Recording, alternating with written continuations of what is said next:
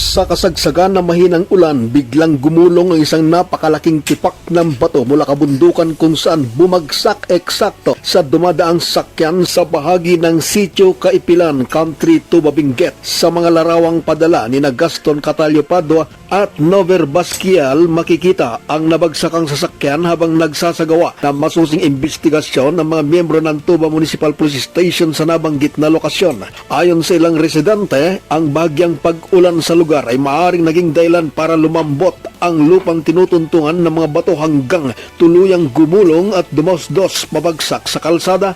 Wala namang naiulat na nasaktan o nasawi sa naturang insidente. Sa isinagawang investigasyon ng pulisya, lulan umano ang isang edad 54 na negosyante na tubong Pangasinan ng isang Toyota Innova pababa ng La Union nang mapansin nito ang mga batong gumugulong o dumadaos-dos mula sa kabundukan, kaya nagpasya siyang itigil muna ang minamanehong sakyan para sa kanyang kaligtasan. Ngunit makalipas lang ang ilang sandali, nabigla na lang umano ang negosyante nang bumagsak sa unahan ng sakyan ang isang malaking bulto ng bato kung saan ay halos umalog ito dahil sa lakas ng impact ng pagkakabagsak. Nayupi at napitpit ang harapan ng sakyan habang ligtas namang nakalabas ang driver makalipas ang di inaasahang pangyayari. Nagdulot ng bahagyang pagsisikip sa daloy ng mga sakyan na naturang vehicular traffic incident. Ngunit naging maagap naman ang mga otoridad at traffic enforcers para mapanatili sa kaayusan ang daloy ng mga sakyan. Nanawagan ng otoridad sa mga biyahero at motorista